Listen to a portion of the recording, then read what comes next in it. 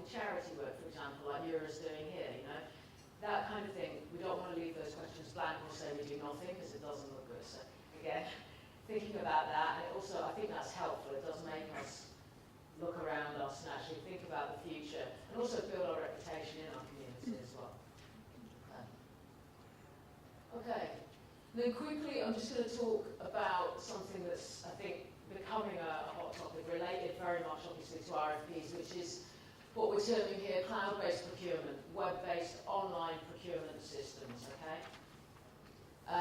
Something that people are a bit nervous about. I'm going to caveat this couple of slides with the fact that I'm not an expert on cloud-based procurement.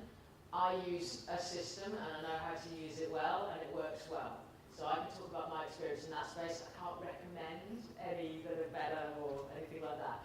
So the one that we use, I think is comparable to others I've seen. And it's very straightforward. It's very easy to use. And this is, I think, again, it's a misconception. I've put some of the objections, and I'm not sure there may be other objections to using an online system. So basically, this is where you receive the RFP, get an email, click on the link, and you go in, and the questions are all there. Okay?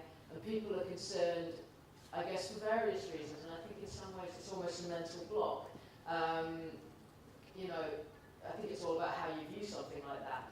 You know, in my opinion, I don't know, let's say Skype is good. In my mum's eyes, it's awful. She can't bear it. She doesn't know what it does, what it's for. In my eyes, it's brilliant. It's all about how you look at the same thing. So in this sense, if we talk about cloud-based procurement, I mean, when I look at it, it's brilliant. It's efficiency. It's efficiency. This is a picture of our system we use, but basically this system is something that everyone can access globally in our business. Anyone can take a look at it. Anyone can score it. I just have to pick their email address out, and it sends them a note that says, score this section, because it's relevant to you and your client, and we want your feedback. Yeah?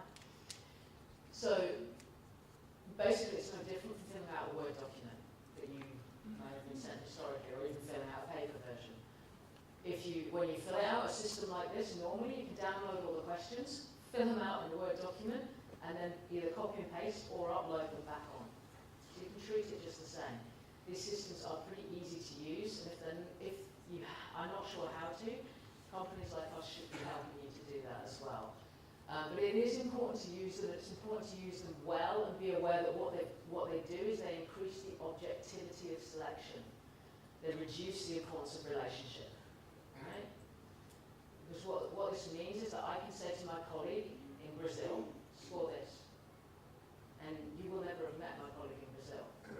Okay, so it does mean that you have to be thorough with your RFP response and careful with it and clear. Even though you know me, you'll need to, and even though you may have submitted an RFP with me before or something like that, it's not enough. You need to make sure that you're submitting clear, precise information that anyone would score objectively, yeah? Because it is, ultimately, it's just this number and this number and this number, which makes it sound a bit like the magician from the Gala Dinner, but anyway, it's basically numbers added together. Okay? Okay, so I think, I should make this last point at the bottom one, it sells. Our clients want to see that we're using this kind of thing because they use it too. So to them, it's best practice, so they want to see that. Okay, so this is much like, I guess, our systems, like Brookfield has IGP, you know, there's all sorts of different systems, Atlas and so on. The same as that. These systems are there and they need to be used, and the reason why is they are seen as the best practice, they are efficient, they're cost effective. Okay? Okay, that's what I had to say. Thank you.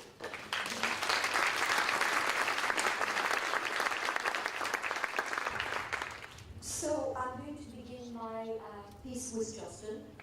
Sitting in those chairs a little while has made us think it's very comfortable, so I think we'll do it sitting down.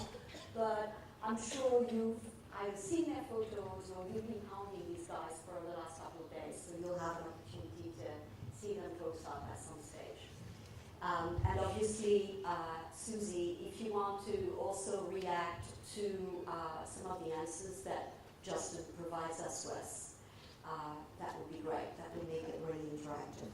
So my first question, and I know we don't live in an ideal world, But Justin, can you tell me about the best practices you see from the RNC side in terms of setting up the business relationship between RNC and DSP right at the start, at the initiation stage, that are really essential to making that relationship work? What would you see? What do you see as some of the key factors there? Okay, firstly, good morning everyone. In answer to the question, I think from my point of view, it's very important from an RNC point of view that supply chain gets involved at the very start. And when I mean the very start, it's when we're talking to the clients about what their actual requirement is. And obviously at that stage, we may not even want the business, but I think it's very important that we have that upfront understanding of what the client is after. I think subsequent to that, hopefully SIRVA were to win the business, maybe Brookfield or What? I think, from my point of view, it's working very closely with the implementation teams, just to really recognise when supply chain needs to be involved and to what extent. And I think that's very important that the expectations set right at the very beginning. I think as well in terms of the relationships that the RNCs have with our suppliers, I think having a solid contract in place is very, very important. And following on from what Susie was talking about the RFPs, so I think contract very important, and specifically the service level agreements that are in place within that contract, and the fact that they're clear and measurable, I think stands everyone in good stead. I think the next point, no one's probably surprised to hear, and that's all around communication. I think in terms of it's absolutely critical, and it's just understanding our clients' cultures. And I think again at the beginning implementation stage, understanding the culture of that particular client and the requirements again is very critical. I'm sort of quite old-fashioned in a way. I'm a firm believer in sitting down with providers face to face.